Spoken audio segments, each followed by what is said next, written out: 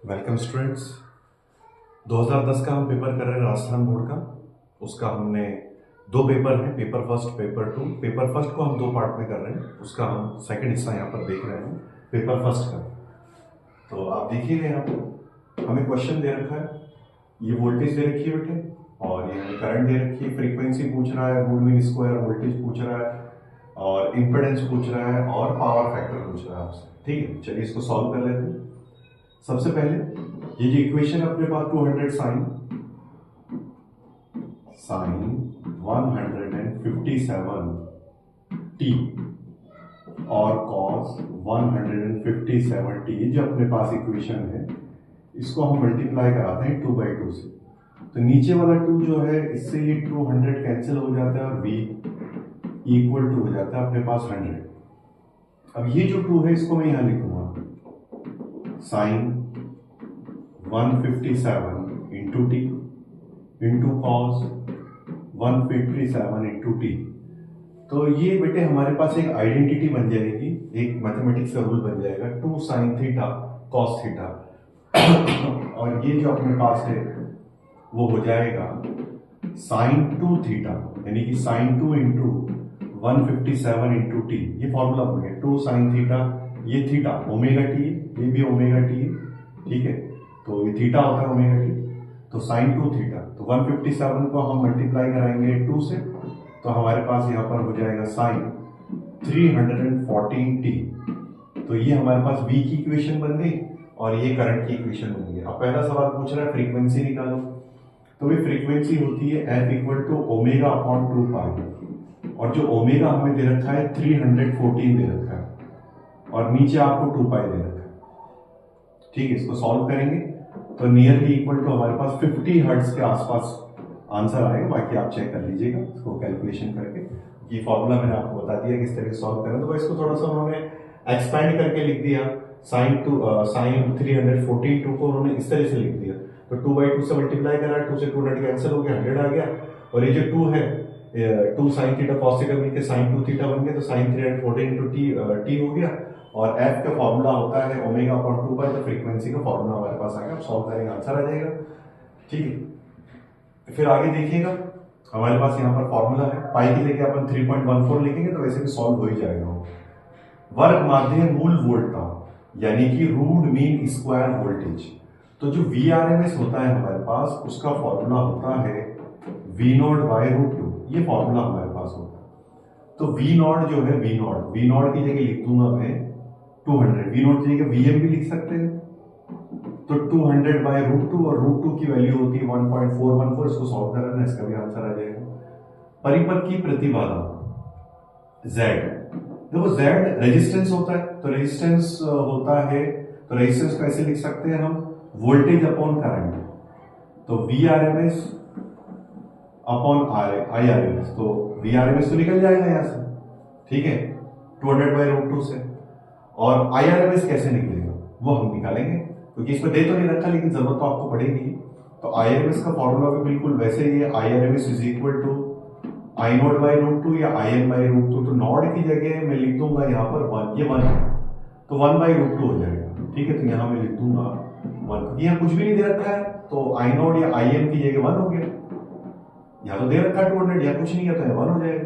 तो अपन VRMS की जगह रख देंगे 200/√2, और IRMS की जगह रखेंगे 1/√2। तो √2 ऊपर आ गया, नीचे 1 आ गया, √2 से √2 कैंसिल, तो अपने पास आ गया 200 ओम।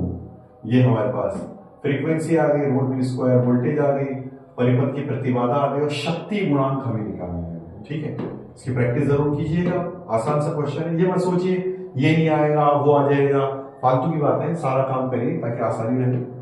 पावर जो है हमारे पास, पावर का फॉर्मूला अपने पास है एवरेज पावर का, VRMS IRMS cos फाई। अब फाई की जगह आपको दे रखा है π/3, यानी कि 60 डिग्री।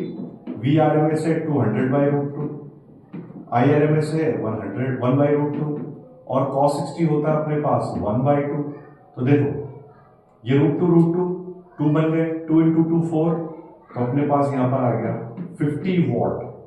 आंसर आपको देखने के लिए, ठीक है, बाकी आंसर आप चेक कर लीजिए। ठीक है, ये 2 और √2 इंटू √2, ये भी 2 बन गए, तो 2 इंटू 2 4, 4 से हमने 20 को कट कर दिया तो 50 वॉट अपने पास आंसर आ गया। क्वेश्चन कंप्लीट हो गया। Now move to the next. अब आपसे क्या कह रहा है कि जावक्रीय प्रत्यावर्ती धारा दे रखी है I equal to I naught sine omega t कि एक पूर्ण चक्र के लिए धारा का वर्ग माध्य मूल मान ज्ञात कीजिए। 2 नंबर का सवाल है, यानी आपको डेरिवेशन करनी है। तो चलिए डेरिवेशन को करते हैं हम कैनवस पर।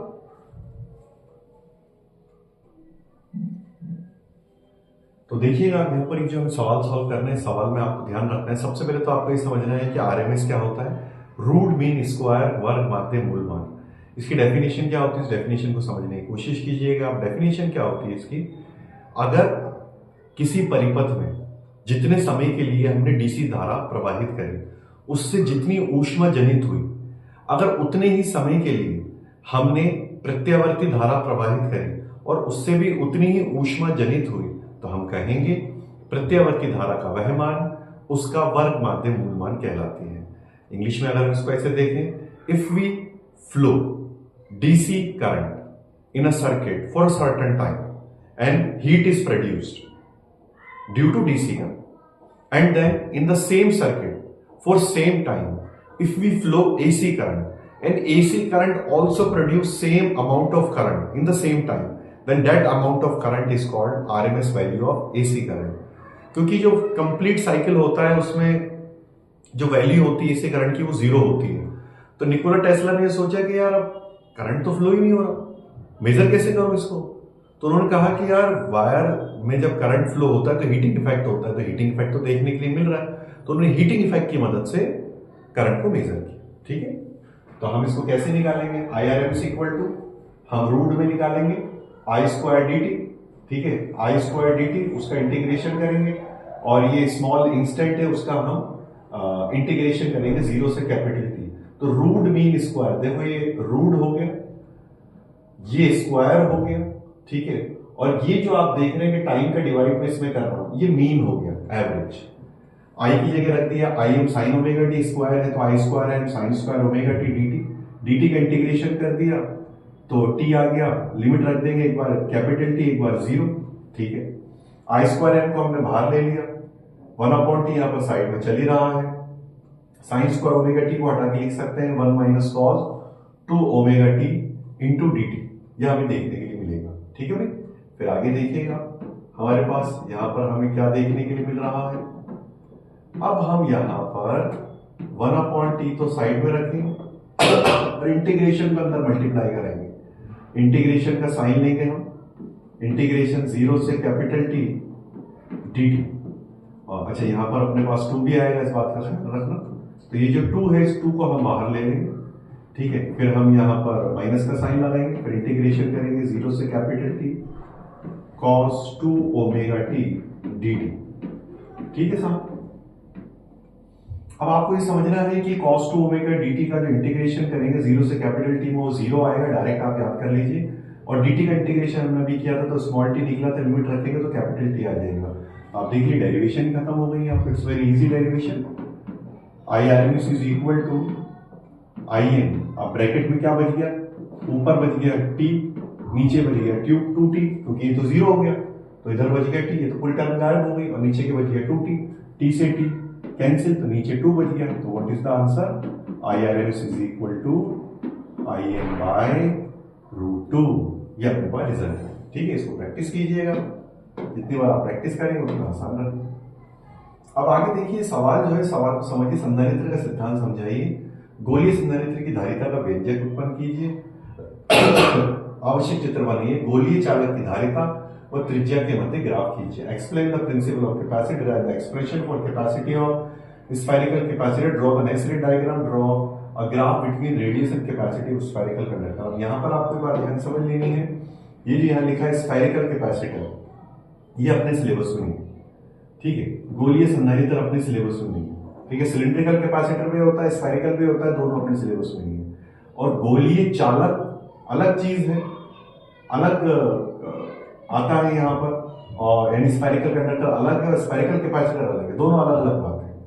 ठीक है, तो मैं स्फेरिकल कंडक्टर के लिए आपको कैपेसिटेंस निकाल के बताता हूँ। C बराबर क्या होता है, क्यू बाई वी, हम जानते हैं।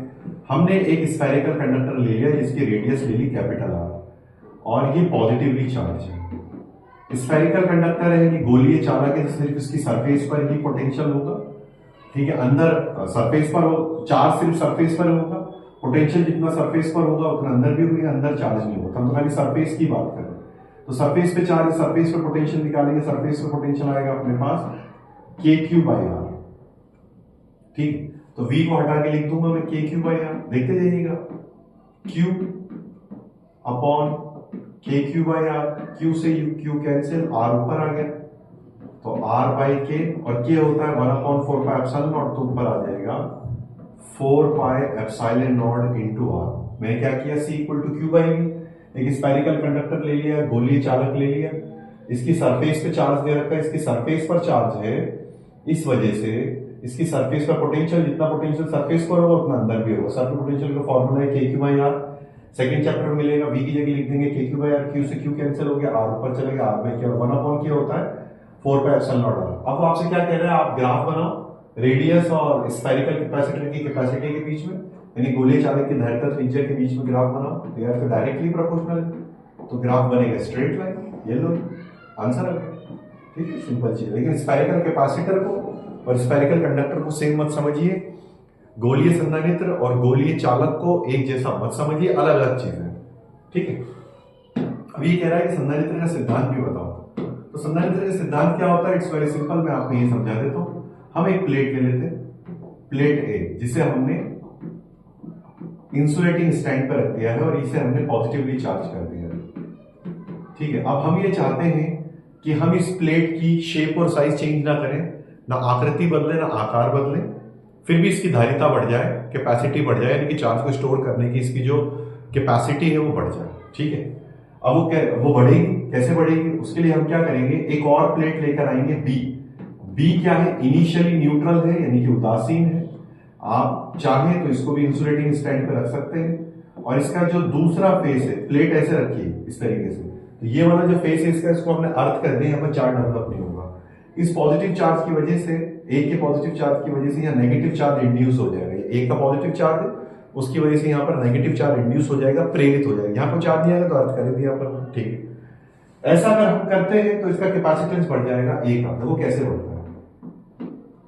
यहां से एक्सटर्नल एजेंसी क्या चाहती है, इलेक्ट्रॉन निकालना, इलेक्ट्रॉन निकालेगी तभी तो ये पॉजिटिव बनेगा, तो ए क्या करेगा, इलेक्ट्रॉन को अपने पास अट्रैक्ट करेगा, लेकिन इस इलेक्ट्रॉन को रिपेल करने के लिए अब बी का नेगेटिव चार्ज भी आ गया, तो यहां पर डबल फोर्स हो जाएंगे, यहां पर डबल फोर्स हो जाएंगे इलेक्ट्रॉन को निकालने के लिए, तो निकालने वाले ज्यादा है और लेने वाला सिर्फ एक है, तो वर्क कम करना पड़ेगा, एक्सटर्नल एजेंसी को वर्क कम करना पड़ेगा क्योंकि बी उसका सपोर्ट कर रहा है, इलेक्ट्रॉन आसानी से बाहर निकल जाएंगे, यानी पहले से कम वर्क करना पड़ेगा, पोटेंशियल कम हो जाएगा, कैपेसिटेंस बढ़ जाएगा, सी बराबर क्यू बाई वी होता है, तो सी वी के इनवर्सली प्रोपोर्शनल है, वी कम हो गया, काम कम करना पड़ रहा है, कैपेसिटेंस बढ़ गया, इजी वही, ठीक है भाई। तो यहां से इलेक्ट्रॉन निकालेगा, यहां से बाहर से निकालेगा इलेक्ट्रॉन, यहां से निकाल लेगा इलेक्ट्रॉन, ठीक है। तो बी जब इलेक्ट्रॉन, बी भी नेगेटिवली चार्ज, इलेक्ट्रॉन भी negatively charge, negative negative repel करेगा, तो एक्सटर्नल एजेंसी और जो बी का नेगेटिव चार्ज है दोनों फोर्स लगाएंगे इलेक्ट्रॉन को, दोनों उसको इलेक्ट्रॉन को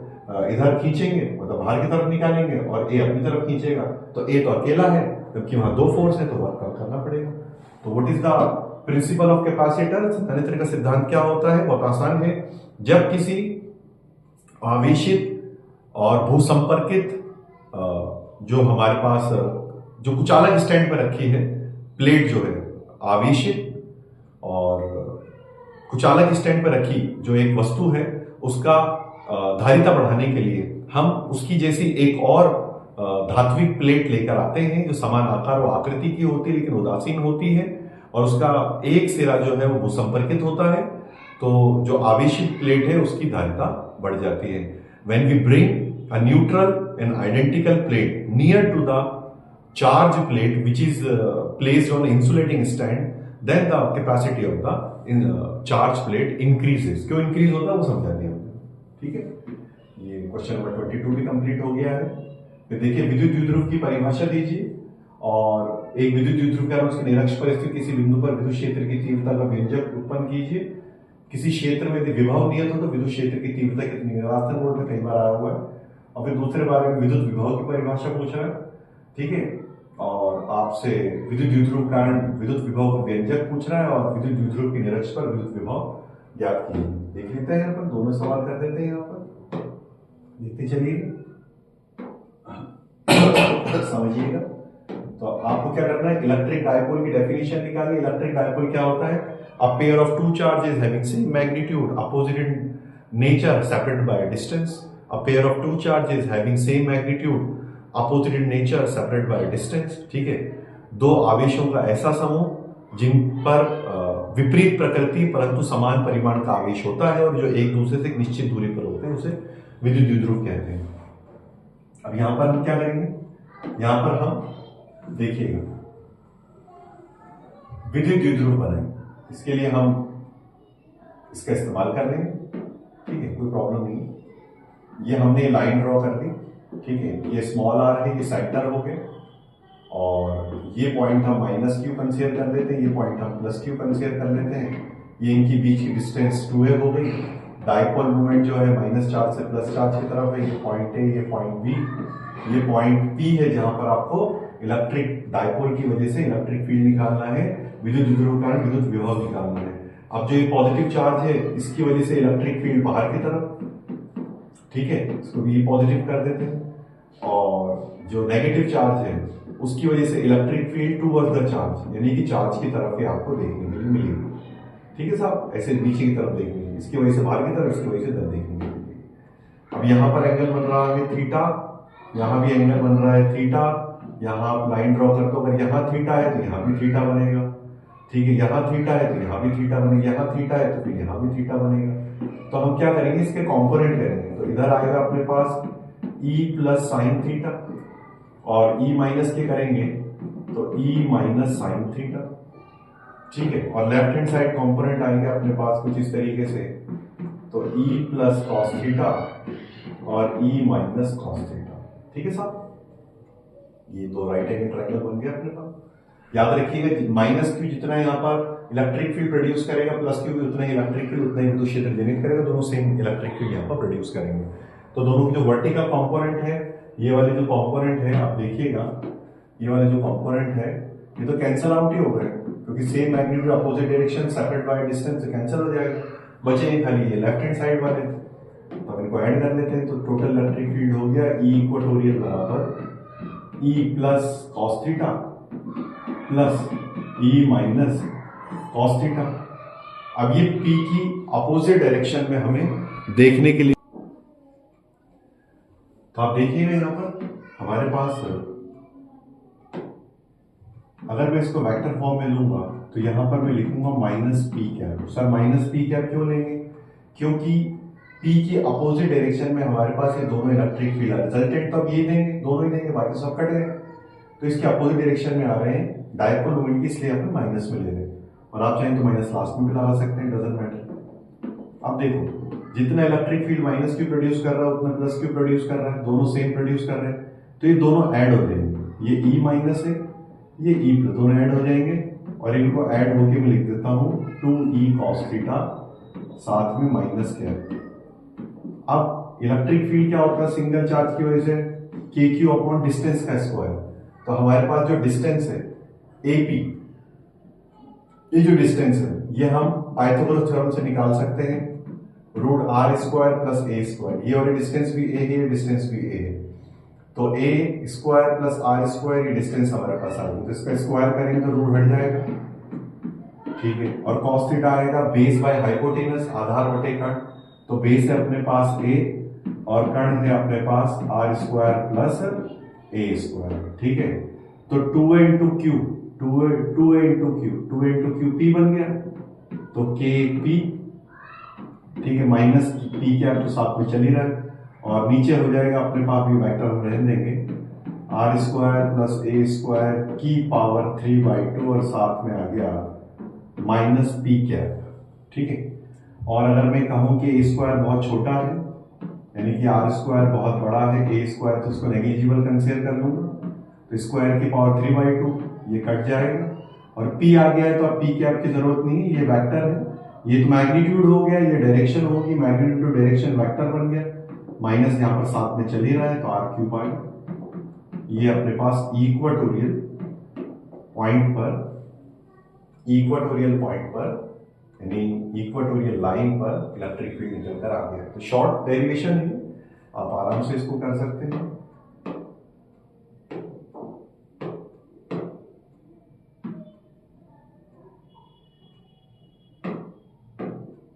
चलो अब आगे बढ़ जाते हैं। अब इसी में आपसे क्या कह रहा है वो, इसी सवाल में, किसी क्षेत्र में यदि विभव नियत हो तो विद्युत क्षेत्र की तीव्रता क्या होगी?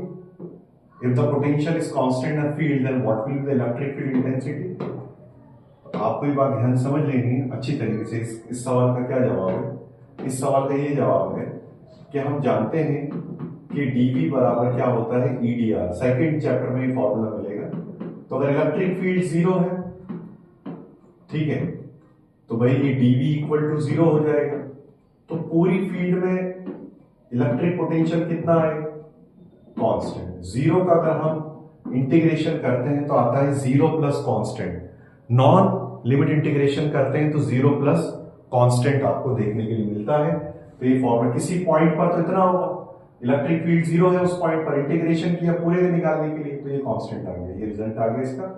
अब आपको क्या करना है, इलेक्ट्रिक पोटेंशियल निकालना है ड्यू टू डायपोल, डायपोल की वजह से। तो ये देखिएगा माइनस क्यू है, ये प्लस क्यू है, ये अपने पास थीटा है, ये स्मॉल आर है, ठीक है, और यहां से परपेंडिकुलर हमने डाला, ये 90 डिग्री है। ये पूरी डिस्टेंस हमारे पास R1 है, ये डिस्टेंस हमारे पास R2 है, ये पॉइंट P है, ठीक है, और ये जो डिस्टेंस है, इस पॉइंट को A मान लिया, इस पॉइंट को M मान लिया, ये पॉइंट को हमने B मान लिया है। तो AM जो होगा हमारे पास वो होगा R1 माइनस R2। तो पॉइंट P पर दो पोटेंशियल होंगे, दो पोटेंशियल क्यों होंगे? डायपोल मोमेंट की डायरेक्शन।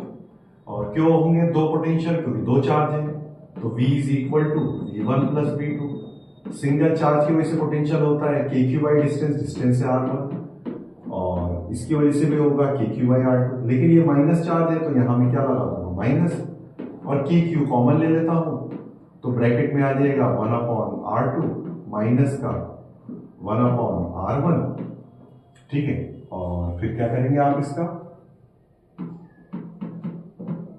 अपने पास हो जाएगा R1 R2 ऊपर R1 माइनस R2, ठीक है। दो पोटेंशियल है तो दोनों चार्ज की वजह से पोटेंशियल को ऐड कर लिया, V1 की जगह minus KQ by R1, V2 की जगह KQ बाई R2। सॉल्व करेंगे तो R1 माइनस R2 अपन R1 R2 में देखने के लिए मिल रहा है। आपको बस ये निकालना है R1 minus R2, R1 R2 क्या होता है। हमारे पास ट्राइंगल है AMB, ट्राइंगल AMB, यहां से निकालेंगे cos थीटा हो जाएगा R1 minus R2 upon 2a, ये डिस्टेंस 2 है, ये डिस्टेंस 2 है, ठीक है। तो यहां से हो जाएगा R1 minus R2 is equal to 2a cos थीटा, ठीक है भाई, 2a cos थीटा हमारे पास एक टारगेट कंप्लीट हो गया। अब R1 R2 निकालना है, तो R1 R2 कैसे निकालेंगे आप उसको भी देख लीजिएगा। अगर हम ये कहें कि point A and B are near, A और B पॉइंट बहुत ही पास पास है, बहुत ही पास पास है, तो हम कहेंगे R1 is nearly equal to R और R2 is nearly equal to R। यानी जो लाइंस हैं ये ऑलमोस्ट स्ट्रेट नजर आएंगे, ऑलमोस्ट स्ट्रेट। अगर A और B नजदीक है तो P से देखने पर ऑलमोस्ट स्ट्रेट नजर आएंगे, तो ये आपस में ऑलमोस्ट इक्वल होंगे। तो हम ऐसे लिख देंगे R1 R2 is nearly equal to R square. और सर ऐसा हम क्यों कर सकते हैं, याद रखिएगा आपके सिलेबस में ये जो डेरिवेशन है ये कब मानी जाती है, जब 2a बहुत छोटा हो किससे, R से, तभी उसी के लिए एप्लीकेबल है। तो आप फटाफट देख लीजिए, यहां पर है KQ, R1 माइनस R2 की जगह लिख देंगे 2a cos थीटा, और R1 R2 की जगह लिख देंगे R square, 2a into Q बन गया P, तो अपने पास हो गया KP cos theta upon R square. ये तो अपने पास पोटेंशियल निकल गया। और वो आपसे ये कह रहा है कि भाई आपको पोटेंशियल निकालना है निरक्ष पर, यानी इक्वाटोरियल पर, तो एंगल बनेगा 90 डिग्री। हम जानते हैं कि थीटा 90 डिग्री क्या होता है, जीरो, मतलब थीटा अगर 90 डिग्री है तो cos 90 डिग्री क्या हो जाएगा, जीरो। तो इक्वाटोरियल पर पोटेंशियल क्या हो जाएगा, जीरो। राजस्थान बोर्ड में कई बार ये सवाल आता है, कई बार एक नंबर में सवाल आ गया इक्वाटोरियल पोटेंशियल निकालो। एक बार तो ऐसा आ गया था एक्सियल पर पोटेंशियल निकालो, तो थीटा 0 डिग्री हो जाएगा, तो आंसर आ जाएगा KP/R²। क्या रह गया है वो देख लेते हैं हम।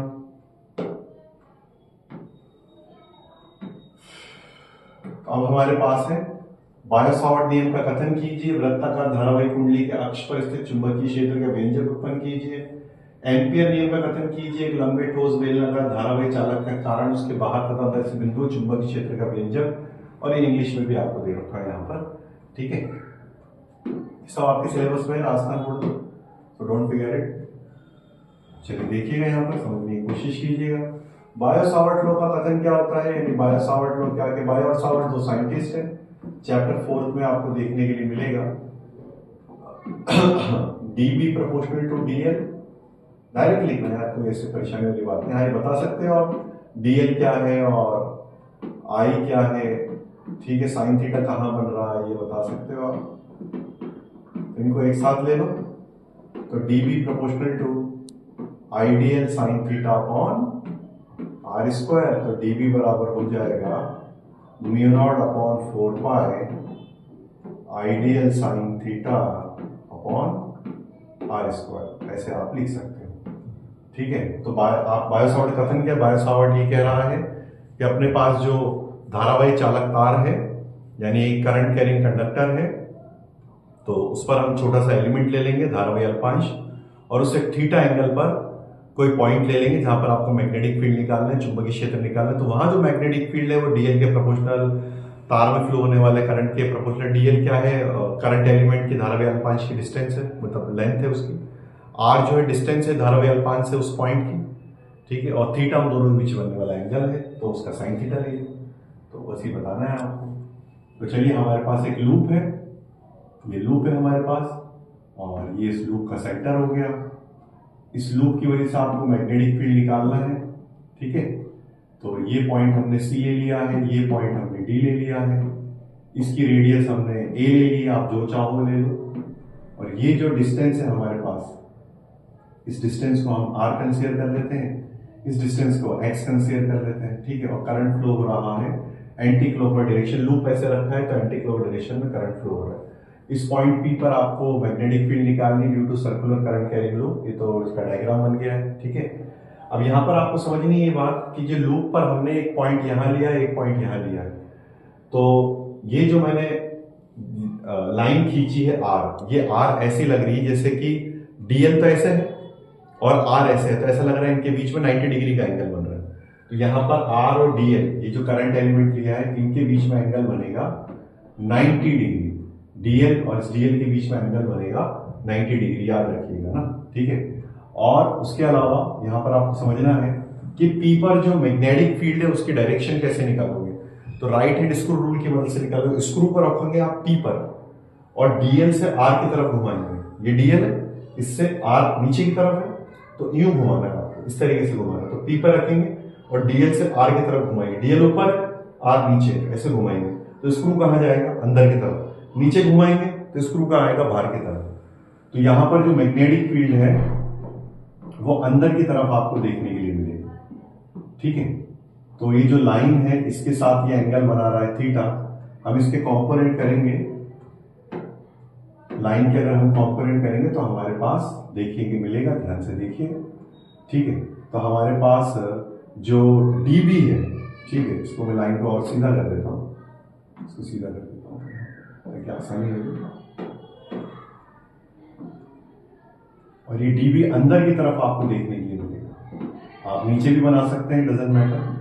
तो यहां एंगल बन रहा है अपने पास थीटा, ठीक है भाई। अब ये पूरा एंगल जो है, ये वाला जो एंगल है वो 90 डिग्री है, उसमें से ये थीटा है तो ये हो जाएगा 90 माइनस थीटा, ठीक है।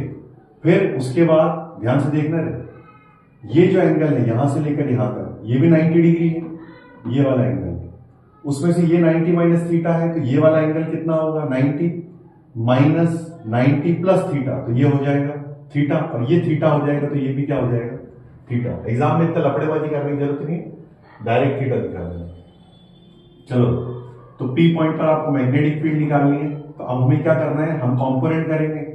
तो हमारे पास एक कॉम्पोनेंट आएगा इधर DB cos थीटा, ठीक है। तो DB cos थीटा का हम इंटीग्रेशन करेंगे, ये dB cos थीटा का इंटीग्रेशन, तो dB का इंटीग्रेशन करेंगे आएगा mu naught upon 4 pi I d l upon r square sine 90 degree, 90 degree बता चुका हूँ, यहाँ पर डीएल और आर के बीच में बन रहा है, और कॉस थीटा निकालेंगे। इंटीग्रेशन सिर्फ डीएल का करेंगे, ठीक है, और कॉस थीटा हम निकालेंगे इस राइट एंगल ट्राइंगल से, सीओपी कॉप से, ठीक है। तो बेस बाय हाइपोटेनस, तो ये परपेंडिकुलर हो गया, ठीक है, थीटा के सामने परपेंडिकुलर हो गया, ठीक है, ये बेस हो गया, ठीक है, और ये हाइपोटेनस हो गया अपने पास, ठीक है। तो बेस बाय हाइपोटेनस का हम इस्तेमाल कर लेते हैं। आप चाहे तो इसको एक्स कंसीडर कर लें और इसको आर कंसीडर कर लें, इट डजंट मैटर। तो आप देखिएगा यहाँ पर, तो कॉस थीटा को हटा के लिख दूंगा मैं ए अपॉन ए स्क्वायर